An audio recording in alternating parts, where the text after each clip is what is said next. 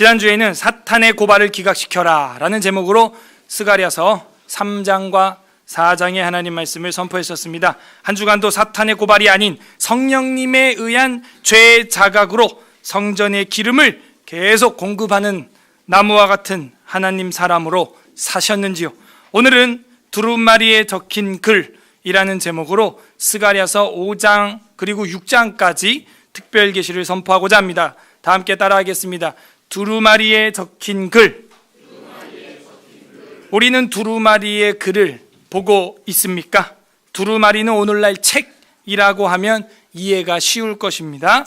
우리나라 사람들은 2015년 기준 1년간 한 권 이상의 책을 읽는 사람이 학생은 94%, 성인은 65%의 독서율을 보이고 있습니다. 1년에 한 권이에요. 그래서 책을 많이 보는 것 같지는 않아요. 오늘날은 책 보기보다는 스마트폰이나 인터넷을 통해서 짧은 단편의 뉴스나 글을 보기에 급급하죠. 그리고 자기가 보고 싶은 기분 좋은 글들을 찾아서 보는 시대입니다. 자기 기분에 안 맞으면 그냥 넘겨버리죠. 기독교인들은 어떨까요? 미국을 기준으로 여성들이 남성보다 성경을 더 자주 읽습니다. 저희 교회는 어떤지 조사를 안 해봐서 모르겠어요. 남성의 경우 39%는 성경을 읽지 않아요. 기독교인이에요. 거의 40%가 10명 중 4명 교회를 다니는 남자가 10명 중 4명은 성경을 안 본다는 것이죠. 여성은 그래도 31% 성경을 보지 않는 여자. 기독교인이에요. 미 북동부 지역을 48%로 다른 지역보다 성경을 좀 많이 읽는 지역입니다.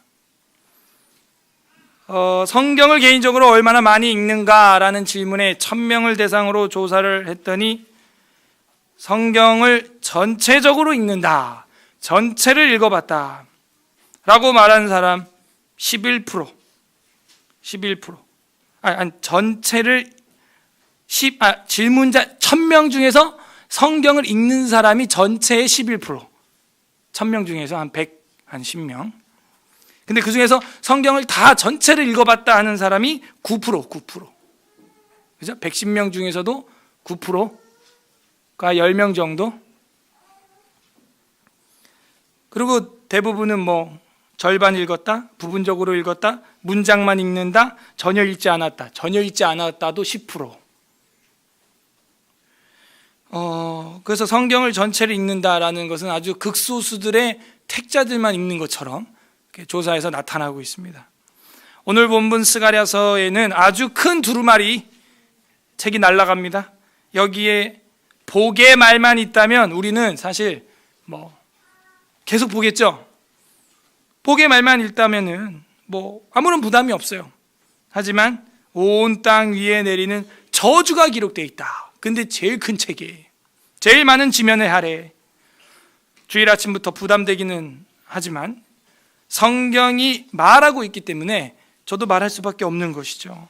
그렇습니다. 성경은 대부분 긍정적인 이야기가 아니라 교훈과 책망과 바르게 함, 질책이에요. 그런 내용으로 되어 있고 부정적인 내용으로 되어 있습니다. 남이 잘된 일은 우리가 배워서 따라 해본들 그 사업이 똑같이 대기업을 이룰 수 있을까요? 어려워요. 하지만 잘못한 일을 보고 우리가 교훈을 삼으면 확실히 그 일을 안 하면 확실히 그 해는 피해 갈 수가 있어요. 그 어려운 일은 결과는 피해 갈 수 있다는 겁니다. 그러니까 좋은 일은 따라해도 될까 말까인데 남이 해서 망한 일, 안 되는 일은 확실히 따라하지 않으면 우리한테 유익하다는 거죠. 그래서 성경은 대부분 부정적인 이야기예요. 제가 부정적인 인간이라서 그런 게 아닙니다. 성경 자체가 교훈과 책망과 바르게 함. 예수님이 뭐라 그래요? 너희도 누구든지 나를 따라오려거든 스스로 어떻게 하래요? 자기를 긍정하래요? 부정하래요? 부정하라는 얘기예요. 그래서 우리 기독교는 긍정의 힘이에요? 부정의 힘이에요? 예? 부정의 힘이에요. 나를 부정하고 부인하고 죽어질 때 오히려 거기서 싹이 나고 순이 돋고 꽃이 피고 열매 맺고 이런 거예요. 이게 기독교 역설 아닙니까? 진리. 부디 오늘 말씀, 두루마리 말씀, 이 말씀을 통해서 저주를 피할 줄 아는 우리 서울 에스라교회 성도님들 되시기를 주님의 이름으로 간절히 소망합니다. 우리 5장 1절부터 4절까지는 나는 두루마리, 이렇게 소제목을 정했으면 좋겠어요. I am scroll 이란 얘기가 아닙니다. 나는 두루마리란 얘기는 flying scroll이에요. 날아다니는, 나르는이라는 말을 안 쓰더라고요. 우리 한국 국어에서 나르는이라고 워드에 치니까 바로 그냥 줄여져서 나는으로 딱 변경되더라고요. 나르는 두루마리, 그러니까 나는 하늘을 날아다니는 두루마리. 1절부터 4절까지 나옵니다. 우리가 읽었죠? 내가 다시라는 말은 계속해서 지금 8개의 환상을 보고 있는 중. 그래서 내가 다시 또 보니까 본즉, 보는 게 참 중요하죠. 보는 눈, 듣는 귀, 깨닫는 마음. 참고로 오늘 성경 본문은 스가랴서 중에서도 어려워요. 구약에서 스가랴가 어려운 책에 속하는데 그 스가랴에서도 제일 좀 어려운 책이 5장 6장이고 번역이나 사본학적으로도 굉장히 그 이견이 많은 그런 장이에요. 그래서 읽어도 무슨 얘기인지 모릅니다. 그래서 저도 몇 번 읽고 듣고 오디오로도 들어보고 눈으로도 읽어보고 주석책도 찾아보고 해도 어려워요. 이게 우리한테 어떤 교훈과 책망이 있는지 깨닫기란 정말 쉽지 않아요. 여러분들 읽었잖아요. 큰 두루마리가 날아갔대요. 거기 저주가 써 있대요. 그게 무슨 의미예요? 그 어떻게 저주가 날아가 버렸다는 얘기예요? 날아온다는 얘기예요? 그걸 타란 얘기예요? 양탄자란 얘기예요? 그래서 굉장히 심볼리즘, 상징적인 그런 이야기가 많이 들어있어요. 어려워요. 그래서 내가 다시 눈을 들어봤습니다. 날아가는 두루마리가 있더라. 두루마리는 옛날 성경을 기록하던 게 양피지나 아니면 우피지 이런 가죽을 갖다 무두지게 만들어서 거기다가 글씨를 씁니다. 둘둘둘 마르면 스크롤이 되죠. 그 두루마리예요. 굉장히 무겁습니다. 무겁고 힘들어요. 저는 이것도 무거운데요. 이것도 지금 양가죽이거든요. 옛날에는 이 양가죽으로 해가지고 스크롤을 만들었는데 지금은 코덱스, 이렇게 책이 된 거죠. 이것도 되게 무거워요 지금. 그래서 제가 여기 앞에다가 독서대를 지금 이렇게 받쳐놨거든요. 옛날에 근데 그게 통째로 다 양가죽이었으니까 이런 종이가 아니라 통째로 페이지도 다 통째로 가죽이니까 얼마나 무거웠겠어요. 또 보관을 항아리에다가 했어요. 더 무겁죠. 그러니까 개인이 퍼스널 바이블을 들고 다닐 수 있다는 것은 엄청난 복이에요. 엄청난 복이에요. 스마트폰에 컴퓨터에 또 한 손에 이렇게 책이 딱 잡힌다. 이건 엄청난 복이에요. 문제는 그걸 우리가 그렇게 가까이 있는데도 열어보지 않는다는 것이죠. 오죽이나 안 보고 모르면은 하나님께서 엄청나게 큰 특대형 성경을 2절에 보여줍니다. 그가 내게 묻되 네가 무엇을 보느냐 하기로 내가 대답하되 날아가는 두루마리를 보나이다. 그가 그 길이가, 그가가 아니죠. 책이니까 그 길이가 20규빗이요. 자, 한 규빗은 여러분 팔꿈치부터 여기 손끝까지가 한 규빗이에요. 정확하지 않죠. 그러니까 옛날 사람들이 장신 그리고 신장이 더 컸다면 더 크겠죠. 그러니까 이게 절대 측정은 아니에요. 옛날에는 자라고 하는 표준 기준 그런 스탠다드가 없으니까 이런 걸 쓰는 거예요. 그러니까 우리 기준으로 한다면 이게 50cm가 안 되는 한 46cm, 6.5 이렇게 봅니다. 계산하기 쉽게 하면 50cm 하죠. 그러면 20규빗이면은 길이가 얼마나 되는 거예요? 약 10m인데 50이 안 되니까 9m 정도. 9에서 10m, 9m. 두루마리의 길이가 얼마라고요? 9m면 어떻게 될까요? 여기서 여기까지가 5m 정도 되거든요. 기둥으로는 5m도 안 돼요. 이 기둥 밖으로 재면 5m 정도. 4m. 그죠? 5m, 4m에서 5m 나오거든요. 9m예요. 그러면 여기서 한 저쪽까지 이렇게 길게 봐야 돼요. 세상에 이런 책이 어디 있어요? 무슨 양탄자도 아니고 그게 올라타요? 그래서 이 20규빗이고 너비가 10규빗. 그러면 얼마예요? 약 4, 5m, 너비만 4, 5m고 카페트 깐 게 한 10m 정도 되는 거예요. 조금 쉽게 얘기하면 우리 예배당만 한 거예요. 그죠? 딱 맞죠? 가로, 길이. 우리 예배당만한 두루마리, 양가죽 성경책 두루마리를 봤다는 거 충격적이죠? 너무 크죠? 그래서 3절에 그가 내게 이르시되 이는 해석해 줍니다. 이것은 그죠? 온 땅 위에 내리는 저주라. 이게 한 지역적인 유태인들에게만 내려가는 저주가 아니라는 걸 알 수가 있어요. 그러니까 이렇게 큰 이유가 있어요. 세상 저주란 저주는 다 써놓은 거예요. 거기다가 인생살이 겪으면서 겪는 힘든 일들을 우리가 적어볼 수 있겠죠. 이 땅에 존재하는 고통, 저주, 그러니까 그게 다 기록되어 있는 거예요. 그러니까 얼마나 큰 책이겠어요? 온 땅 위에 내리는 저주니까.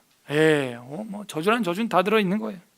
레위기 26장과 신명기 28장의 저주 당연히 들어가 있겠죠. 네가 나가도 저주를 받고 들어가도 저주를 받고 내 떡반죽 그릇이 저주를 받을 것이며 우양의 새끼와 다 저주를 받을 것이다. 그죠? 다 들어가 있는 거예요. 네가 네 자식을 쌀만 먹을 것이며 다 들어가 있는 거예요. 그래서 저주가 들어가 있다. 도둑질하는 자는 그 이쪽 글대로 끊어지고. 도둑질하는 사람들이 있다. 도벽 있는 사람이 있어요. 자기 것도 아닌데 그냥 괜히 훔쳐가고요. 합법적으로 훔쳐가는 사람도 있죠. 법을 막 계속 개정하고 고쳐서 헷갈리게 만들어가지고 착복하고요. 다 합법적인 도둑놈들이죠.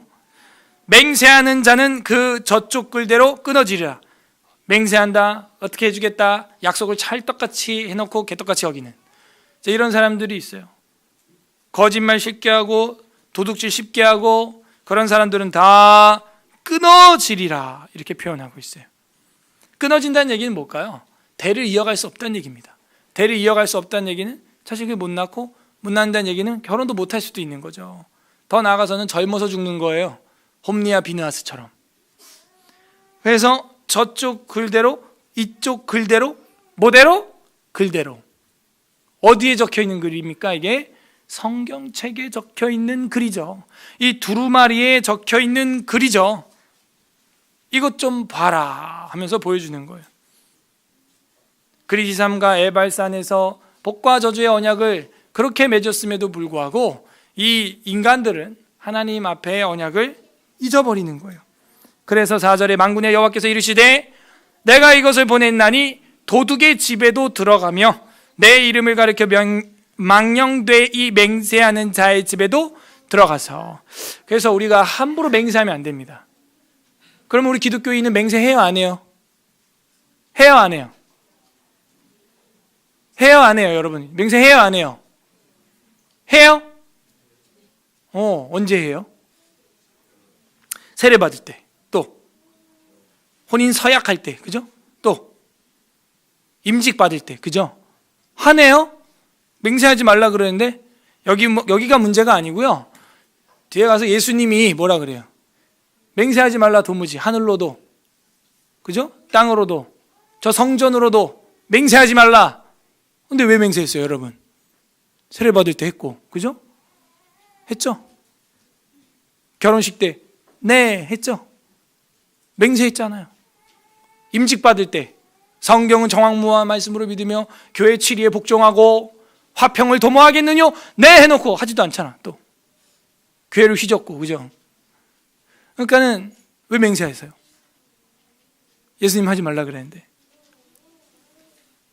이걸요 정리를 해야 돼요. 신약에 나중에 가서 하겠지만요, 예수님이 맹세하지 말라고 한 것은 저 성전으로나 하늘로나 땅으로나 이런 걸로 맹세하지 말란 얘기고요, 우리가 하나님을 향하여서만 맹세하라, 오히려 그 이야기입니다. 반대로 여호와 하나님께로만 맹세하고, 내가 우리 교회를 걸고 맹세한다, 내 집을 걸고 내 새끼를 걸고 맹세하는데 그런 말, 내 엄마를 걸고 맹세한다. 초등학생들 많이 하죠 그런 거.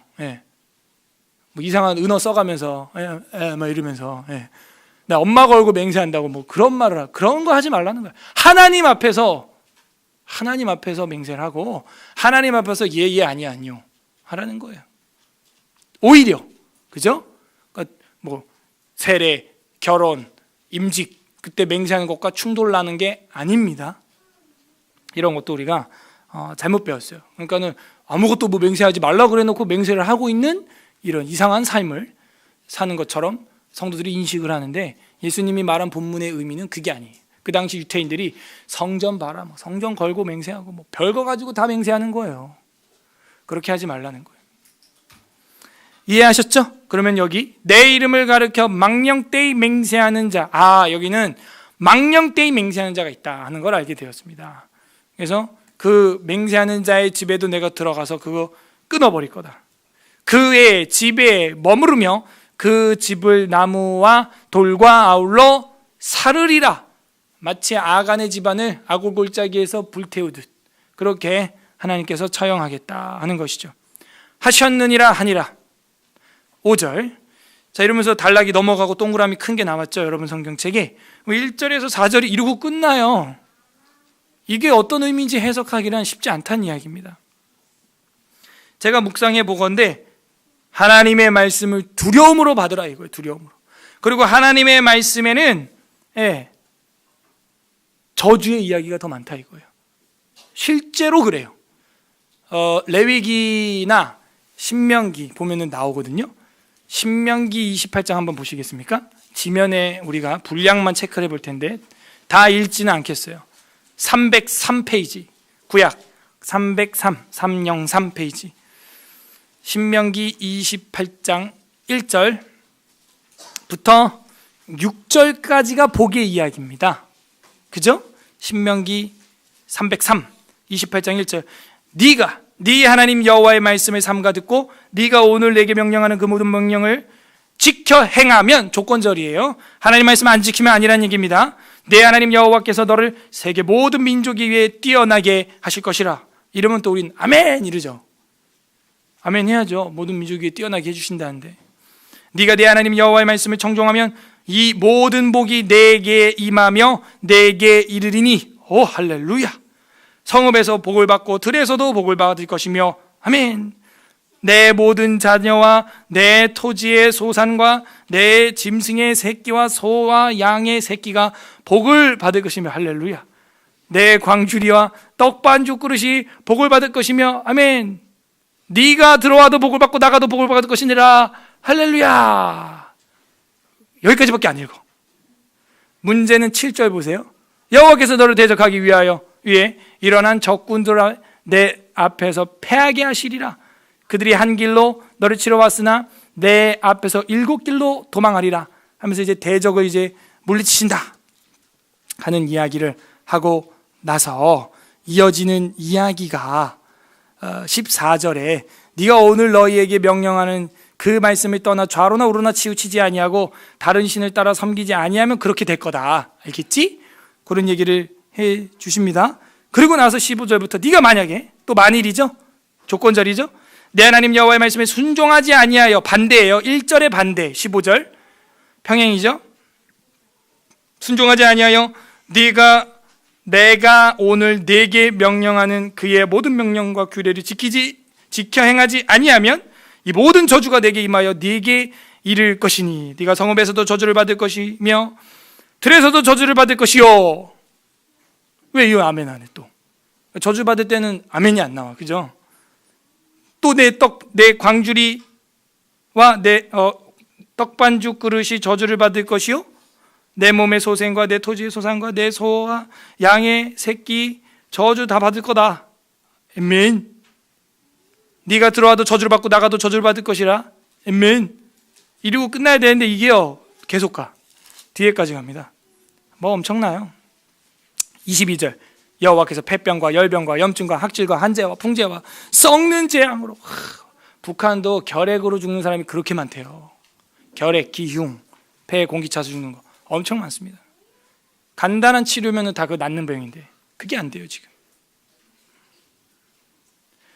이 재앙들이 너를 따라 너를 진멸할 것이다. 내 머리 위에 하늘이 노시된대. 하늘이 노시라고 그래 봐요. 노쇠. 그럼 어떻게 돼요? 땅 내려오는 거예요. 무겁죠. 뭐 깔려 찌부대 죽는 거예요. 내 아래 땅은 철이 될 것이요 하늘은 놋, 땅은 철. 완전 찌부대. 인생이 뭐. 그러고 나서 계속 저주해요. 26절, 내 시체가 공중의 모든 새와 땅의 모든 짐승들의 밥이 될 것이나 그것들이 쫓아줄 자가 없을 것이다. 뭐 계속 뒤에 끝까지 몇 배가량 저주의 이야기가 나옵니다. 여러분, 사람이 죽고 나서도 자기 시체 엄청 챙긴다니까요. 그래서 여러분 그 뭐예요? 상조 들자, 상조. 그죠? 상조 들어가지고 자식 새끼들한테 나 죽고 나서도 물질적인 피해 주지 않으려고 그거 한 다음에 그 다음에 화장터 메모리얼 파크처럼 이렇게 또 다 이게 만들어 놓고 말이죠. 엄청 챙겨요. 나 죽으면 여기다 묻으라 그러고 막. 그죠? 자기 시체가 유실되는 거 원하는 사람이 어디 있겠습니까? 근데 공중에 새가 와서 뜯어먹는다는 거예요. 자, 돌아와서 스가랴 뭐예요? 훨씬 많아요. 복에 대한 이야기는 10절도 안 돼요. 근데 나머지가 전부 끝까지 전부 저주에 대한 이야기로 꽉 차 있다 하는 것을 확인했습니다.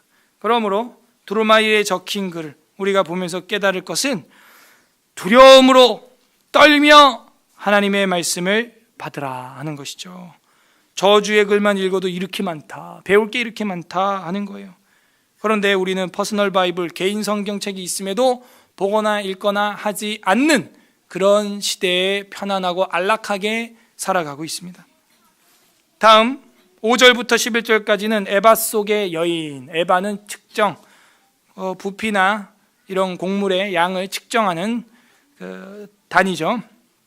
그 안에 여자가 들어있다는 거예요. 되게 어려워요. 이것도 이게 무슨 얘기인지. 5절에 내가 말하던 천사가, 내게 말하던 천사가, 스가랴 돌아왔습니다. 5장 5절, 내게 말하던 천사가 나와서 내게 이르되 너는 눈을 들어 나오는 이것이 무엇인가 보라 하기로 또 봅니다. 내가 묻되 이것이 무엇이니까 하니 이 내가는 스가랴죠. 그가 이르되, 천사죠, 나오는 이것이 에바이니라 하시고 또 이르되 온 땅에서 그들의 모양이 이러하니라. 이게 무슨 소리예요? 뭘 보냐? 에바요. 그래? 아니, 이게 무엇이니까? 에바다. 에바. 온 땅에서 그들의 모양이 이러하다. 무슨 소리야 이게? 이게 그들의 모양, 이걸 이해하려면요 다음 절을 읽어야 됩니다. 최소한 다다음 절까지 봐야 되는데요. 그들의 모양이 뭘까? 7절, 이 에바 가운데 한 여인이 앉아있느니라 하니 그때 둥근 납 한 조각이 들리더라. 아직 그들의 모양도 해결이 안 됐는데, 웬 여자가 에바 가운데 또 있고 에바도 해결이 안 됐는데 또 무슨 둥근 나비 한 조각 나오고 이러니까 덮어버려요 성경을. 그죠? 여러분 스가랴서 완독해 보신 적 있어요? 이해하시면서? 나는 다 읽고 다 이해했다 하신 분 손 들어봐요. 이해는 못했으나 나 혼자 읽어본 적은 있다 끝까지. 예, 감사합니다. 그래도 이런 분들이 좀 계시군요. 후자의 사람들은 정말 무서운 사람들입니다. 이해도 안 되는데 읽어요 막. 예. 보통 이해 안 되면 덮어야 되거든요. 자, 이제 해결할 게 많죠? 그 해결하려면 더 읽어야 돼요. 좀 이렇게 체크만 해 두시고. 8절, 그가 이르되 이는, 이것은, 자 지금 패턴이 똑같죠. 네가 뭘 보냐? 두루마리를 봅니다. 두루마리, 이는 온 땅에 내리는 저주라. 아까 3절에 그랬죠. 근데 이제 또 뭘 보여주고 모르니까 이것은 하면서 해석을 해주죠. 8절, 이는 뭐예요? 악이라. 악, 죄악. 자, 그러면 이 여자는 긍정적이에요, 부정적이에요? 부정적이죠. 이 에바는 긍정적이에요, 부정적이에요? 부정적이죠. 그들의 모양은 긍정적이에요, 부정적이에요? 부정적인 거예요. 그러므로 이 7절의 6절 끝의 번역을 이것은 에바인이라 하시고 또 이르되 온 땅에서 그들의 모양은 이러하니라가 아니라 온 땅에서 그들의 죄악의 모양은 이러하다. 이러면 좀 더 쉬워요. 죄악의 모양? 그래가지고 7절을 보니까 죄악의 모양이 뭔지 봤더니 에바 가운데 여자가 있는 거예요. 아, 그러면 이 여자는 좋은 의미가 아니고 나쁜 의미로 쓰였거든요. 근데 이 여자, 이씨, 이싸, 남자, 여자, 이 여자라고 하는 단어가 아르테미스 신상, 이런 여성형 우상, 죄악, 이 악이라는 것도 지금 여성형으로 쓰였거든요. 그러니까는 이런 풍요와 다산의 우상, 아이돌, 그 석상, 그죠? 신상, 그걸 이야기하는 겁니다, 지금. 그래서 이 여자가 지금 살아있는 인간이 아니에요. 아닌 걸로 봐요, 많은 학자들이. 그 에바 안에 여인상이 있는 거죠. 여자가 있는 거예요. 우상이. 죄악이에요. 아니면 이게 살아있는 여자라고 한다면 음녀겠죠. 그와 함께 저지른 범죄가 되는 것입니다. 그리고 최소한 이렇게 두 가지 정도 여지는 우리가 해석을 할 수 있어요.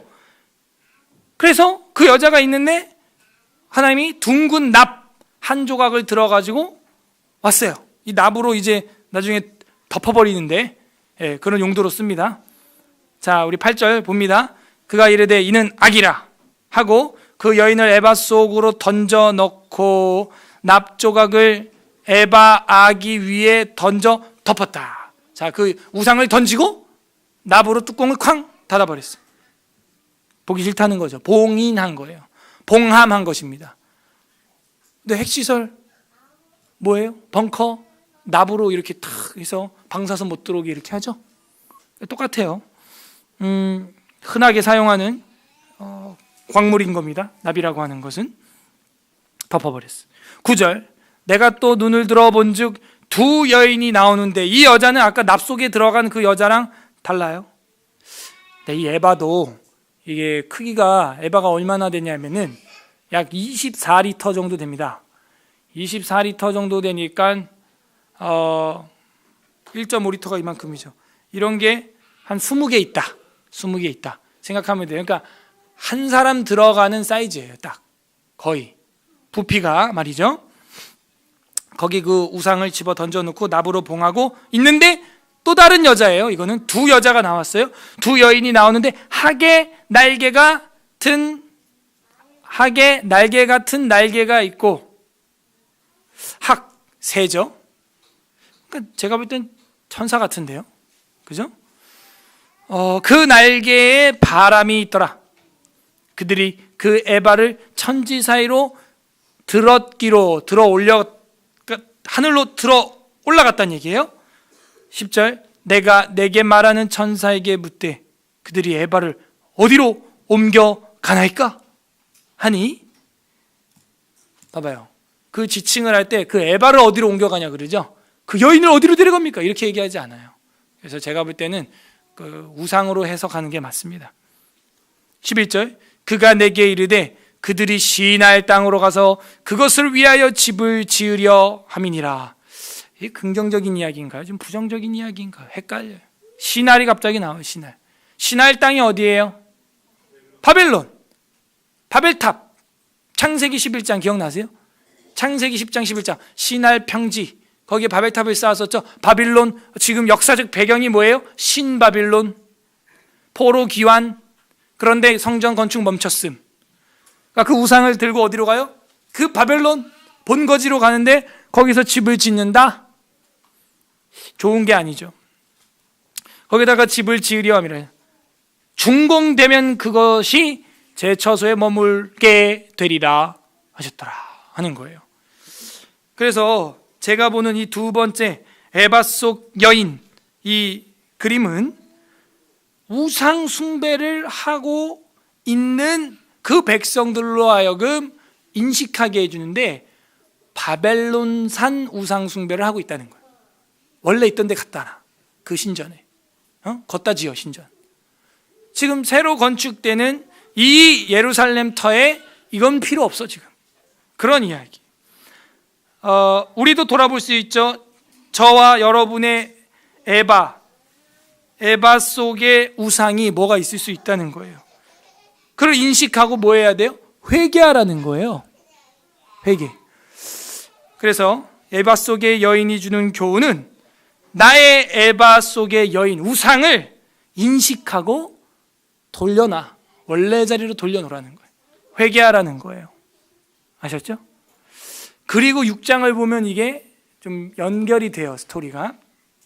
6장은 이 네 병거마차의 환상과 우리가 잘 알고 있는 대제사장 여호수아의 면류관 이야기가 나옵니다. 그죠? 지난번에 대제사장 여호수아의 옷과 관을 새로 정결하게 해주셨죠? 그 이야기가 연결돼 나와요. 6장 1절부터 8절까지가 내 병거 환상입니다. 6장 1절, 내가 또 눈을 들어본 즉 내 병거가 두 산 사이에서 나오는데 그 산은 구리산이더라. 이 구리산은 뭐냐? 구리로 된 산이에요. 뭔지 모릅니다. 예, 그래서 이게 뭐다 얘기를 해봐야 아무 의미가 없어요. 몰라요. 아무튼 산인데 구리처럼 번쩍번쩍 거리는 거예요. 예, 구리니까 뭐 누리끼리 하면서 광이 나겠죠. 그런데 너무 이렇게 무식하게 해석하면 또 안 되니까 유식한 척을 우리가 하면은 하나님과 인간 사이에 계시가 오고 가는 경계선, 이러면 이제 학자가 되는 거예요. 그게 뭔데? 그러면 몰라. 이제 이러면 되죠. 근데 유식하게 하면 그 구리산이란, 스가랴가 지금 하나님의 엄청난 계시를 받는데 그 인간과 하나님의 계시의 그 돌출의 그 영역의 경계선, 그게 구리산이라고 지금 표현되고 있어요. 마치 모세가 하나님과 시내산 사이를 넘지 못한 것처럼, 그죠? 백성들이 그 넘으면 다 내가 돌격해 죽이리라 이랬죠. 시내산에서 경계를 그래서 그었어요. 그런 개념, 좀 두려움을, 경외심을 불러일으킨다 생각하면 되겠고요. 2절, 첫 번째 병거는 붉은 말들입니다. 우리가 이 말에 대한 이야기는 저번에도 봤죠. 1장에 보니까는 화석류 나무 사이에 붉은 말, 뭐 흰 말, 뭐 이런 말들 나왔죠. 그 1장에 나왔던 그 말들은 뭐 하는 말들이었어요? 예, 이 땅에 돌아다니면서 경계하는, 이렇게 감찰하는 그런 말이었어요. 근데 이거는 달라요.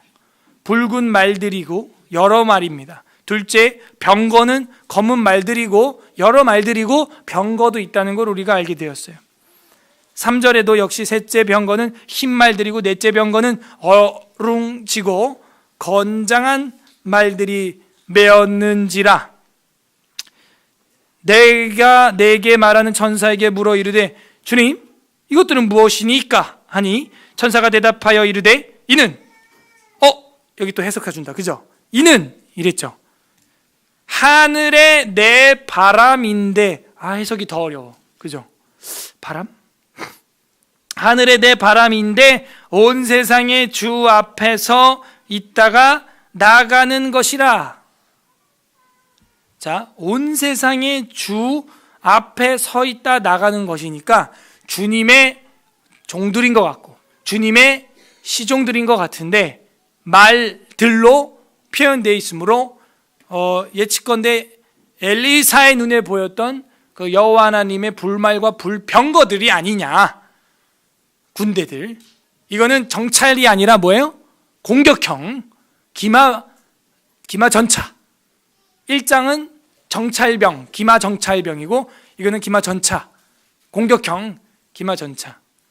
그래서 내 바람이라는 것은 아마도 온 땅에 보냈다라는 걸로 우리가 볼 때 동서남북, 온 세상의 주 앞에니까 동서남북을 네 방향으로 표현했다.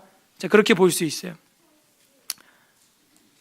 6절, 검은 말은 북쪽 땅으로 나가고 흰 말은 그 뒤를 따르고 어룽진 말은 남쪽 땅으로 나가고 건장한 말이 나가서 땅에 두루 다니고자 하니 그가 이르되 너희가 여기서 나가서 땅에 두루 다니라 하매 곧 땅에 두루 다니더라. 다른 사본이나 번역본에는 이거를 북쪽, 남쪽, 동쪽, 서쪽이라고 다 기록하고 있어요. 우리가 가지고 있는 지금 이 성경은 아마도 제가 볼 땐 사본학에 좀 문제가 있지 않을까 생각이 됩니다. 그래서 서쪽하고 동쪽이 빠진 것 같아요. 네 방향에서. 어쨌든 땅 세상 전체를 돌아다니게 되었습니다. 8절, 그 중에서 그가 내게 외쳐 말하여 이르되 북쪽으로 나간 자들이 북쪽에서 내 영을 쉬게 하였느니라 하더라. 북쪽에는 어떤 나라가 있어요 지금? 그렇죠. 아시리아, 바벨론, 페르시아, 그죠? 그 강대국들이 머무는 비옥한 초속달 지역. 그래서 이 북쪽이라고 하는 것은 그 바벨론을 생각나게 해요. 그리고 그 페르시아 땅을 생각나게 하는 겁니다. 그래서 포로 귀환이죠. 그러니까 고레스 칙령을 내려서 유다 민족을 돌아가게 했죠. 그래서 북쪽에 보내서 북쪽으로 나간 자들이 내 영을 쉬게 하였느니라. 이 무슨 얘기냐면 하나님의 마음을 쉬게 하였느니라. 하나님의 마음을 시원하게 하였느니라. 지금 그 얘기예요. 그래서 북쪽에서 어떤 역사적 변화가 일어날 거다 하는 걸 보여주고 있는 거죠. 여러분 조금 어렵죠? 재미도 없죠? 성경에 뭐 저주가 가득한데 재미가 있겠습니까? 근데 우리가 이 본문을 해석하고 본문을 읽어나갈 수 있다는 것이 큰 의미가 있는 거죠. 재미는 없어도 의미가 있는 거고 감사한 일입니다. 자, 그래서 1절부터 8절까지 내 병거 환상이 보여주는 것은 무엇이냐? 하나님의 회복의 바람이 일어나고 있다 하는 걸 보여주고 있어요. 역사의 주권자라는 거죠. 이 스가랴서의 가장 큰 신학이죠. 역사의 주권자이신 하나님이 지금 북쪽의 평안을 기뻐하신다. 그리고 거기서 해방받죠. 유다 민족이 해방받아 돌아오게 되는 것입니다. 남쪽으로. 마지막 이제 9절부터 마지막 절까지는 여호수아의 면류관이 나오게 됩니다. 면류관. 소제목만 이렇게 들어도 이게 기승전결이 어떻게 가는지 대충 이렇게 느낌이 오시죠? 그러면 이제 본문을 흐름을 지금 인지를 잘 하신 분들입니다. 9절 여호와의 말씀이 내게 임하여 이르시되 사로잡힌 자 가운데 바벨론으로부터 돌아와. 거봐, 그죠? 돌아온다고 하죠? 그게 뭐예요? 북쪽이에요. 바벨론으로부터 돌아온 헬데와 도비야와 여다야가 스바냐의 아들 요시야의 집에 들어갔더니 너는 이 날에 그 집에 들어가서 그들에게서 받아라. 뭘 받으래요? 받되. 11절 은과 금을 받아 면류관을 만들어 요사닥의 아들 대제사장 여호수아의 머리에 씌우고. 그러면 결국에는 3장에서 나왔던 대제사장 여호수아의 정결한 관을 만드는데 비용을 누가 대는 거예요? 누가 되는 거예요? 그죠? 바벨론에서 귀환해온 헬데와 도비야와 여다야와 스바냐의 아들 요시야가 된다라는 걸 보여주고 있어요. 그래서 바벨론에 잡혀가서 거기서 오히려 보물을 끌고 나오는 거죠. 출애굽할 때도 애굽에서 나갈 때 온갖 걸 다 가지고 나갔어요. 기억나십니까? 그거 가지고 성막 지었거든요. 그래서 하나님이 회복을 시켜 주시는데 그 원수의 땅으로부터 더 모든 것을 취하게 하신다는 거예요. 그래서 은과 금을 받아서 면류관을 만들어서 여호사닥의 아들 대제사장 여호수아의 머리에 씌우고 말하여 이르기를 만군의 여호와께서 이같이 말씀하시되 봐라 싹이라. 이 싹이라는 단어 어디서 봤는데요? 스가랴서에서. 그죠? 기억나세요? 네. 이게 앞에 3장 8절에 보면 역시 나오는데 3장 8절 끝에 이들은 예표의 사람들이라 내가 내 종 싹을 나게 하리라 했는데 이 예표의 사람들이 누구냐? 스룹바벨과 여호수아거든요. 이들을 통해서 메시아가 임한다라는 도장, 예표다. 학개서와 스가랴서에 그렇게 얘기했었어요. 학개서에서는 도장이라고 스룹바벨을 이야기했었고 스가랴서에서는 여호수아를 보고 내 예표다, 싹이다, 나올 거다 거기서 했죠. 그래서 메시아의 왕권과 메시아의 제사장권, 이 두 가지를 확실하게 지금 보여주고 예언되어 있는 것이라고 했습니다. 그래서 지금 대제사장 이야기가 여기 나오니까 또 싹이라, 이름하는 사람이 자기 곳에서 돋아나서 여호와의 전을 건축하리라 하면서 메시아의 예표를 보여주고 있어요. 물론 그 당시 성전 건축 완성을 보여주는 거이기도 하지만 진짜 성전은 예수님이 짓는다고 했어요. 그래서 우리가 저번에 관련 구절도 다 봤습니다. 관련 구절이 뭐였어요? 예수님이 이 성전을 헐라, 내가 사흘 만에 일으키리라. 그런데 이 성전은 누구를 가리켜 한 말씀이라고요? 예수님 자신을 가리켜. 히브리서 10장에 그의 몸을 휘장 삼고 그 휘장이 찢어지고 그 피를 우리 몸에 뿌리고 지성소에 담대히 나가게 되었다 하는 것들이 다 예수 그리스도가 그 나우스 성전이다, 지성소다, 제일 거룩한 곳이다 라고 표현하고 있는 말씀이 응한 것으로 우리가 저번에 다 학계에서 공부할 때 공부했습니다.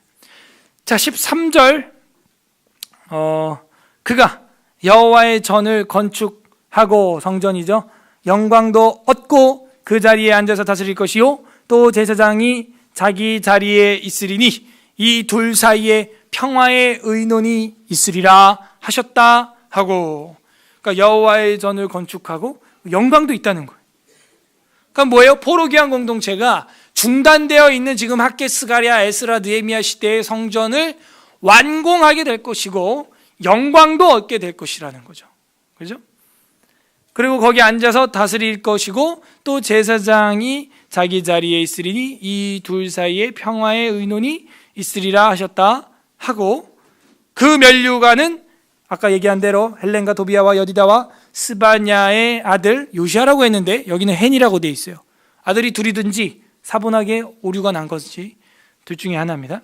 헨을 기념하기 위하여 여호와의 전 안에 두니라. 면류관을 씌워서 대관식을 하고 끝나고 나니까 그 면류관을 어디다가 보관해요? 여호와의 전 안에다가 따로 이렇게 빼서 보관을 하나 봐요. 그러므로 대제사장의 직분의 복원과 성전 건축의 완공을 완벽히 보여주는 게 14절이죠. 면류관이 있는데 그거를 성전 안에 보관하게 된다. 자, 마지막 15절 다 같이 읽겠습니다. 시작. 먼데 사람들이 와서 여호와의 전을 건축.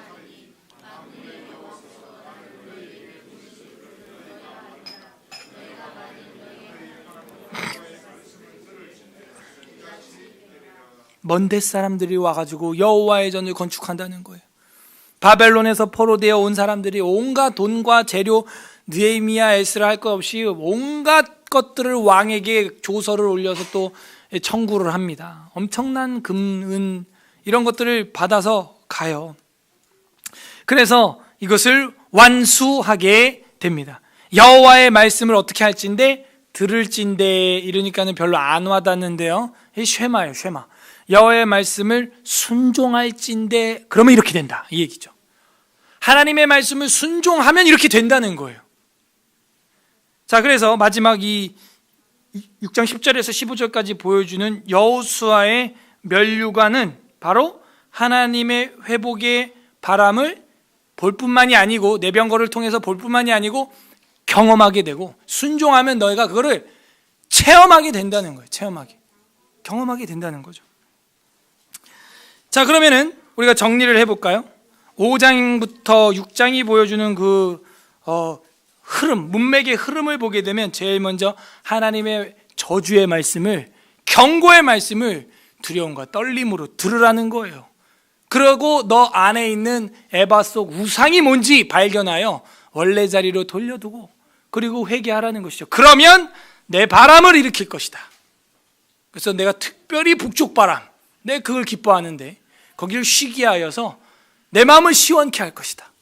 그리고 너의 백성들을 돌려보낼 때 공수로 돌려보내지 않고 금과 은이 풍성하게 하여 돌려보내야, 그래서 그 예언된 대제사장 여호수아의 면류관을 만드는데 금은을 제공해 줄 것이고, 너희가 순종하게 되면 여호와의 성전에 그 면류관이 탁 보관되는 것을 보게 될 것이다.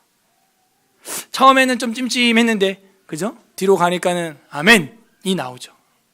그래서 하나님께서 그 주신 두루마리 우리가 잘 봐야 돼요. 그리고 내 안에 있는 나만의 에바 속에 그 우상, 아이돌이 뭐가 있나 살펴봐야 돼요. 그리고 하나님 앞에 회개해야 되고 원래 있던 자리로 학의 날개를 다른 천사를 통해 보내든 내가 갖다 놓든 갖다 놔야 돼요. 납으로 봉해버려요. 그리고 다시는 보지 말라는 거죠. 그래서 하나님이 회복시키시고 그 민족을 통해서는 메시아의 싹이 나게 한다는 거예요. 우리는 이제 메시아가 이 땅에 초림했으니까 이제는 다시 오실 거, 재림을 바라보는 거죠. 다시 오실 주님을 바라보는 거예요. 그러므로 우리는 쓴 저주의 말이라 할지라도 달게 들을 때 마지막에 이런 엄청난 회복의 은혜를 맛보게 되는 것이죠. 양약 고구 충언역이라는 말을 제가 옛날에 했었어요. 입에 쓴 약이 몸에 좋고 충언은 귀에 거슬리는 거예요. 신명기 17장 18절에서 20절 보겠습니다. 신명기 17장 18절. 신명기 17장 18절. 289페이지. 289페이지. 우리 어린 학생들 한나 은경 씨, 신명기 17장 18절 20절. 289페이지, 289페이지, 신명기 17장 18절 20절 다 같이 한 목소리로 읽어보겠습니다. 시작. 그가 왕위에 오르거든 이 율법서의 등사본을 레위 사람 제사장 앞에 책에 기록하여 평생에 자기 옆에 두고 읽어 그의 하나님 여호와 경외하기를 배우며 이 율법의 모든 말과 이 규례를 지켜 행할 것이라. 그리하면 그의 마음이 그의 형제 위에 교만하지 아니하고 그 명령에서 떠나 좌로나 우로나 치우치지 아니하리니 이스라엘 중에서 그와 그의 자손 왕위에 있는 날이 길 것이다. 장구할 것이다. 뭘 하래요? 두루마리 등사본을 쓰라는 거예요. 율법서 등사본을 쓰라는 거예요. 그걸 쓰면은 좌로나 우로나 극우파나 극좌파가 되지 않는다는 거예요. 그렇게 가지 말라는 거예요. 그리고 올바른 길을, 성경의 길을, 이스라엘의 길을 걸어가고 너의 명예가 장구할 것이다. 왕위가 장구할 것이다. 이렇게 말하고 있어요. 제가 뭐 계획은 아닌데 마음은 있어요. 성경을 좀 필사를 해봐야겠다. 헬라어 히브리어로 하든 이렇게 뭔가 이렇게 사람이요 뇌과학적으로도요 글을 쓰면은 심리적으로도 차분해지고 굉장히 정서적으로도 안정을 찾는다라는 연구가 많이 나와 있습니다. 근데 오늘 안 쓰는 시대잖아요. 그러니까 더 인간들이 그 직업이나 학벌은 아주 고급형으로 가는데 인격은 저급으로 가고 있다는 것을 여러분도 공감할 거예요.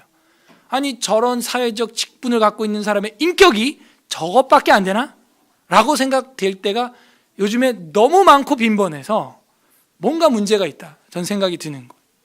더 나아가서는 이제 예전에 하다가 말았는데 서예 있죠. 서예를 좀 할까. 그래서 성경들을 좀 크게 써서 뭐 필요하면 액자로도 만들어 보고 예전에는 6장 5절을 제가 액자로 해가지고 성도들 집에 신방 가면 드린 적도 있어요. 개척 막 하기 전에 써봤거든요.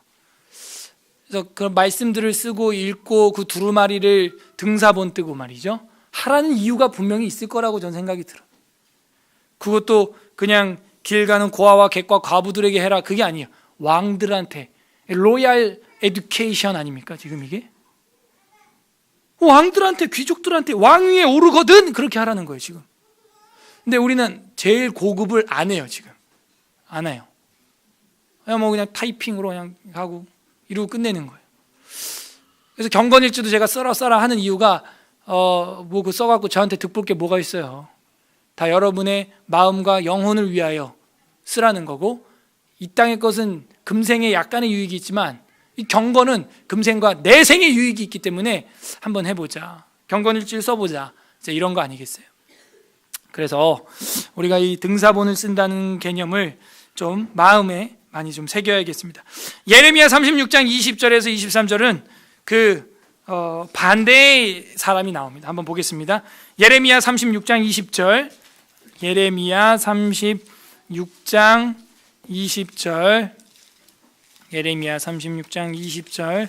구약성경 1112페이지 1112페이지 예레미야서 36장 20절에서 23절 그 반대의 경우인데요. 한번 읽어보겠습니다. 예레미야 36장 20절에서 23절까지 읽겠습니다. 시작. 그들이 두루마리를 서기관 엘리사마의 방에 두고 뜰에 왕께 나아가서 이 모든 말을 왕의 귀에 하리. 왕이 여우디를 보내어 두루마리를 가져오게 하매 여우디가 서기관 엘리사마의 방에서 가져다가 왕과 왕의 곁에 선 모든 고관의 귀에 낭독하니 그때 19째 달이라. 왕이 겨울 궁전에 앉았고 그 앞에는 불을 피운 화로가 있더라. 여우디가 서너 쪽을 낭독하면 그것을 연하여 베어 화로불에 던져서 두루마리를 모두 태웠더라. 이 왕이면은 아까 읽었던 신명기 17장 18절 20절대로 말씀을 등사본을 해도 시원찮을 판에 지금 하나님의 사자가 와서 그거를 읽어서 읽는데 면도칼로 그것을 연하여 베어서 잘라서 화롯불에 던져서 태워버렸다는, 성경 태운 시조 아니겠어요? 성경에 처음 나오는 그 비싼 가죽으로 된 건데 하나님 말씀 싫어요. 왕이에요. 그리고 얼마나 부강해졌던지 궁전이 여름 궁전, 겨울 궁전, 상하 궁전 또 따로따로 다 있는 거예요. 집이. 특별히 여기는 또 겨울 궁전에서 화롯불을 펴놓고 있었다는 거예요. 엄청난 교만에 빠져 있음을 볼 수가 있어요. 자기가 에바 속 여인이 된 것이죠. 자기가 신이 된 거예요. 그래서 잘라서 태워버린 거예요. 예, 결국에는 이 여호야긴이 하는 짓인데요, 망하게 됩니다. 이 내용이 왜 어떤 내용이길래 칼로 잘라버렸을까요? 좋은 내용일까요? 나쁜 내용일까요? 그러니까 잘라버렸겠죠. 그런데 그 저주의 두루마리가 이 예배당만 하다니까요. 그러니까 좋은 얘기가 나올 리가 거의 없죠. 여러분 신약 대하설교를 몹시 기대하고 계십니까? 거기 가면은 뭐 영생을 내게 주노라, 할렐루야 너희 복 받아라, 뭐 이런 얘기 나올 것 같아요? 신약 가면요 여러분 더 힘들어요. 구약엔 그런 말은 없어요. 날 따라오려면 죽을 각오하고 와, 뭐 이런 얘기 없거든요. 복음과 함께 고난을 받아라, 죽는 것도 유익하니라, 이런 말이 없어요 구약에.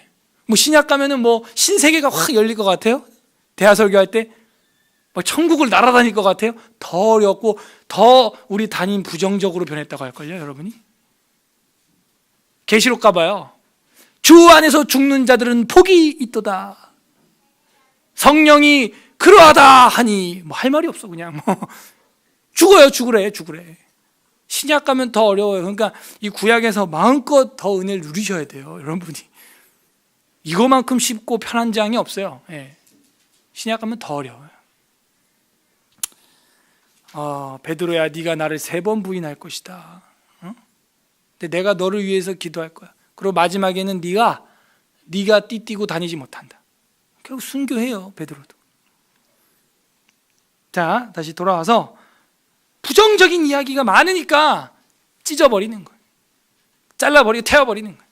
우리가 모닥불을 안 펴서 그렇지 삶 속에서 태운 사람이 얼마나 많아요?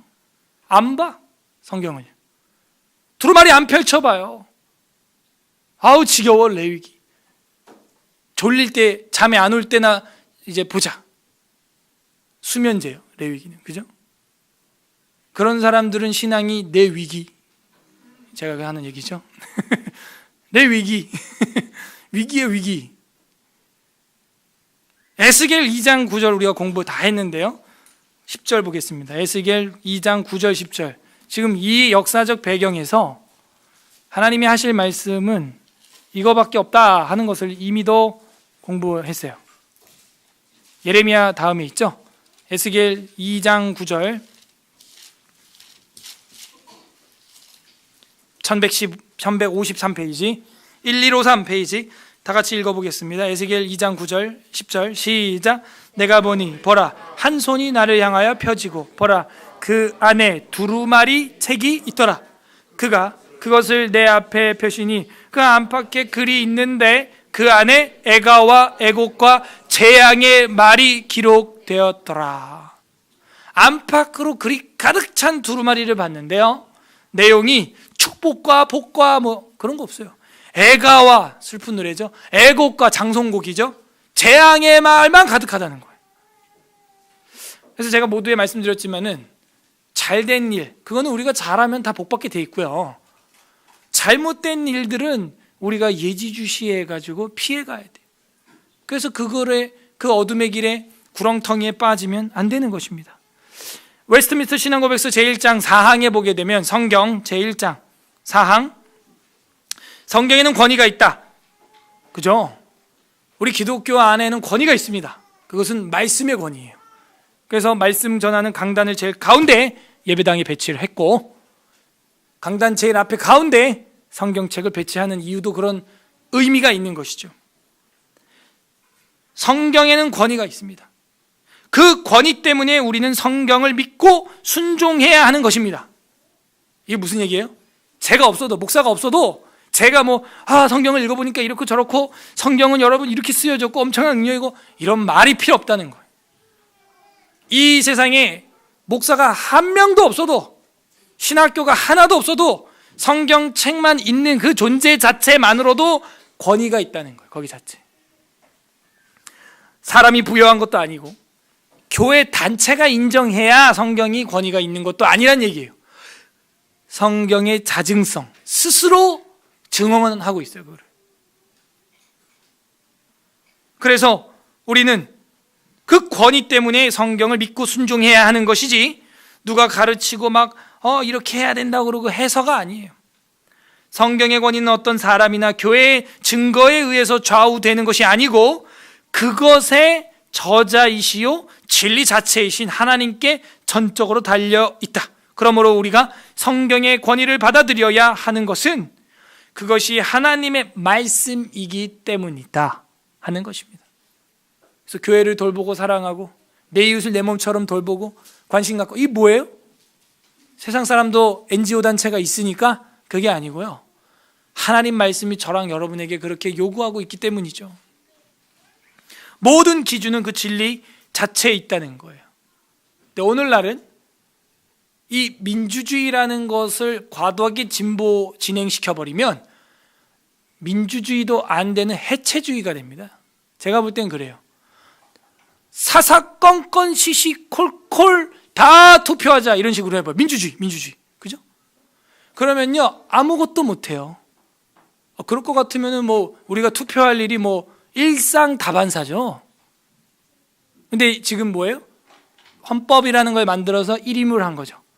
투표해서 대표자들을, 의원들을 뽑고, 교회에서는 장로들을 뽑고, 운영위원회를 뽑고, 재직들을 뽑고, 1임을 한 거죠. 뭐예요? 권위가 있는 거예요. 권위가. 전부 그냥 투표로 하자. 여러분, 병원에서 의사가 환자를 수술대에 눕혀두고, 이 환자가 암이 있는데 이거 어떻게 해서 수술을 해야 한다, 대충 하고 자기가 집도하면 되잖아요. 근데 거기 있던 인턴하고 펠로우십하고 레지던트하고 간호사가, 잠깐만요, 민주주의적으로 합시다. 우리 투표하고 잽시다. 그 투표를 했는데 다른 데 째자가 나왔어. 의사가 이제 민주국가에서 투표를 해야죠. 칼 내려놓고 간호사 째! 이래요? 안 되는 거예요. 그러니까 교회 말고도요, 자세히 사회를 보면은 우리가 부여해 준 권위가 굉장히 많습니다. 그러나 잘못된 권위주의가 이제 이런 미투 사회에 이런 이슈들을 만들어내는 거죠. 잘못된 권위죠. 권위주의죠. 그거는 죄악이죠. 에바죠. 에바송 여인이죠. 우리는 근데 절대적으로 따라갈 것은 성경의 그런 권위가 있다 하는 거예요. 오늘 이 어려웠던 스가랴 5장 6장에 어떤 하나님의 마음이 있는 것 같아요?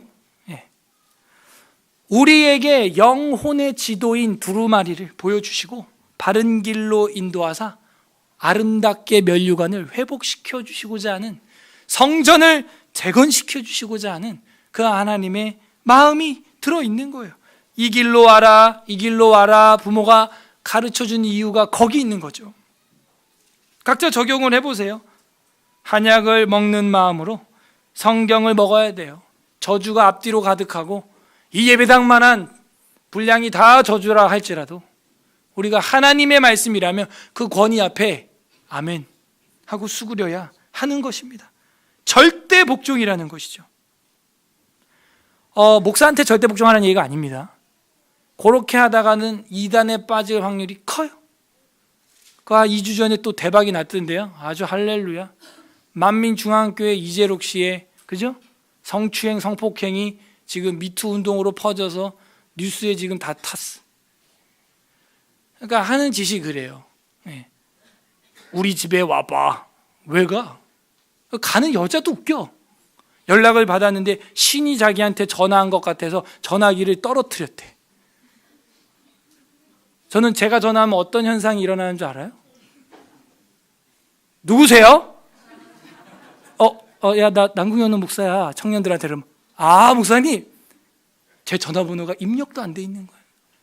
네, 그리고 누구니? 막 저보고 이런 사람이 한 명이면 제가 얘기도 안 해, 진짜.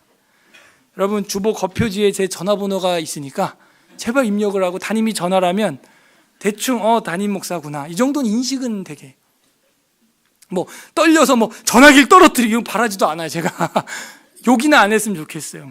누구야? 막 이러고 사람에게 부여되지 아니하고 우리는 성경에 부여되고 그 성경의 권위와 질서에 순종하면 돼요. 근데 성경을 보니까 장로회고 장로회 정치인 거예요. 신약교회가. 그래서 지금 우리가 장로회 교회 세워 놓은 것입니다. 쓴 약을 먹어야 되는 겁니다. 그래야 몸에 좋아요. 우리 주 예수 그리스도께서는 두루마리를 푸는 열쇠가 되십니다. 누가복음 24장 32절 마지막 성경 보고 이제 기도 말씀 읽어보겠는데요. 누가복음 24장 32절 보세요. 누가복음 24장 32절 우리 예수님이 하시는 모습을 보세요. 마지막 그 우둔한 제자들에게 엠마오로 가는 그 두 제자들에게 했던 겁니다. 신약성경 141페이지 141페이지 누가복음 24장 32절 보겠습니다. 다 같이 읽습니다. 시작. 저희가 서로 말하되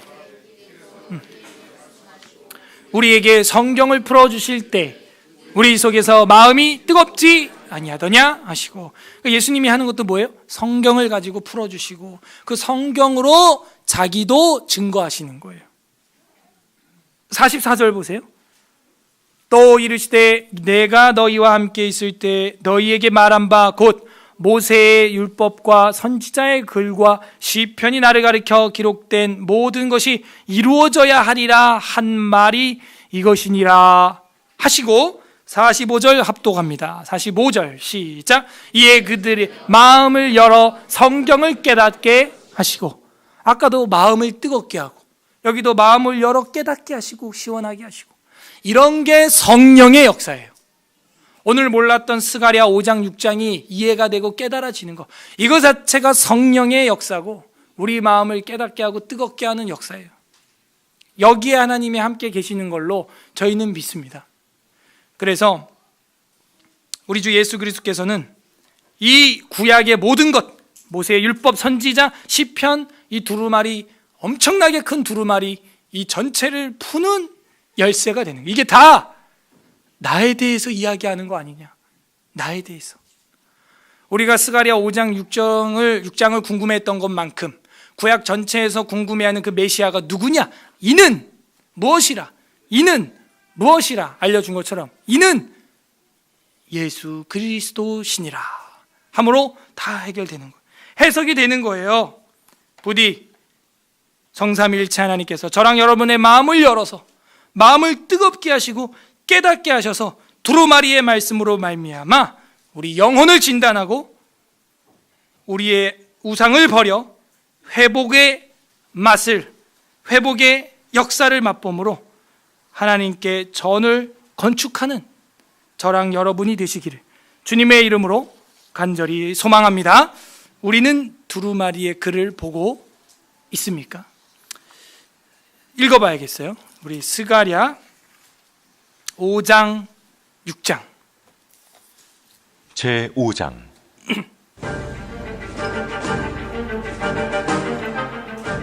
내가 다시 눈을 들어본즉 날아가는 두루마리가 있다. 그가 내게 묻되 네가 무엇을 보느냐?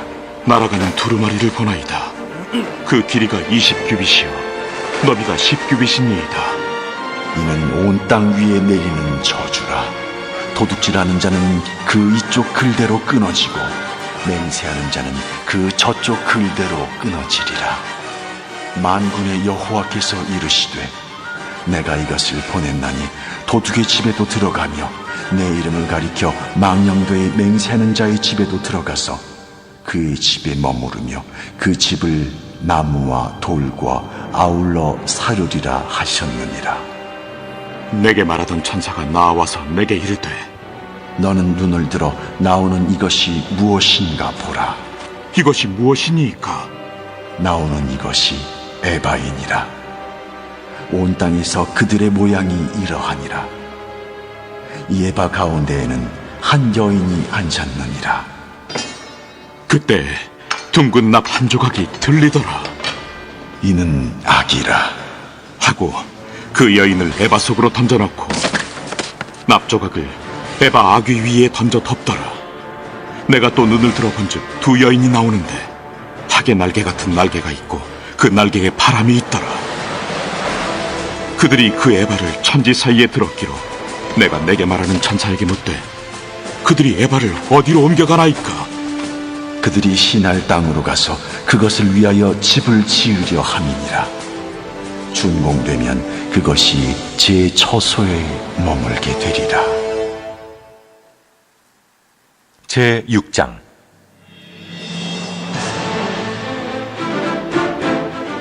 내가 또 눈을 들어본즉 네 병거가 두 산 사이에서 나오는데 그 산은 구리산이더라. 첫째 병거는 붉은 말들이, 둘째 병거는 검은 말들이, 셋째 병거는 흰 말들이, 넷째 병거는 어룽지고 건장한 말들이 메었는지라. 내가 내게 말하는 천사에게 물어 이르되 내 주여 이것들이 무엇이니이까? 이는 하늘의 내 바람인데 온 세상의 주 앞에 서 있다가 나가는 것이라. 하더라. 검은 말은 북쪽 땅으로 나가고 흰 말은 그 뒤를 따르고 어룽진 말은 남쪽 땅으로 나가고 건장한 말은 나가서 땅에 두루 다니고자 하니 그가 이르되 너희는 여기서 나가서 땅에 두루 다니라. 하매 곧 땅에 두루 다니더라. 그가 내게 외쳐 말하여 이르되 북쪽으로 나간 자들이 북쪽에서 내 영을 쉬게 하였느니라.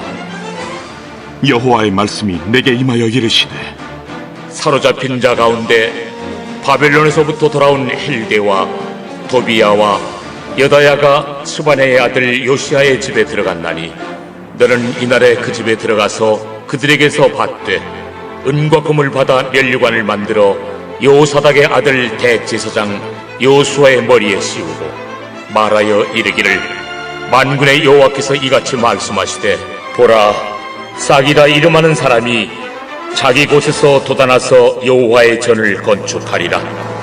그가 여호와의 전을 건축하고 영광도 얻고 그 자리에 앉아서 다스릴 것이요 또 제사장이 자기 자리에 있으리니 이 둘 사이에 평화의 의논이 있으리라 하셨다 하고 그 면류관은 헬렘과 도비야와 여다야와 스바나의 아들 헨을 기념하기 위하여 여호와의 전 안에 두라 하시니라. 먼데 사람들이 와서 여호와의 전을 건축하리니 만군의 여호와께서 나를 너에게 보내신 줄을 너희가 알리라. 너희가 만일 너희 하나님 여호와의 말씀을 들을진대 이같이 되리라. 아멘. 이 시간 우리 말씀을 생각하면서 기도하는 시간을 갖겠습니다. 첫 번째, 하나님의 그 말씀, 저희들이 보지 않았던 것들, 쓰다고 기분 나쁘다고 넘어갔던 것들 하나님 용서하여 주옵소서. 회개하는 기도 올려드렸으면 좋겠고요. 우리가 정말 왕같은 제사장으로서 주의 말씀을 읽고 읊조릴 뿐만 아니라 이젠 손으로 들어 쓰고 또 기록하고 등사본을 쓸 줄 아는 그런 사람이 되어서 하나님의 말씀을 모두 다 섭렵할 수 있도록 우리 간구하는 기도 올려드리고, 세 번째로는 성경에 나와 있는 이 복과 저주의 글을 다 우리가 배우고 익혀서 우리의 삶이 움직이는 성경의 삶을 살 수 있도록, 그리고 하나님의 전을 건축하고 움직이는 교회의 역할을 감당할 수 있도록 다시 오실 다시 오실 메시아, 그분을 우리가 전하고 기다리는데 남은 인생의 사명을 다할 수 있도록 우리 같이 회개하는 기도와 간구하는 기도와 결단하는 기도 올려드리겠습니다. 기도하겠습니다. 하나님 아버지 감사드립니다. 주의 말씀이 저주의 말과 복의 말 모두 다 우리가 달게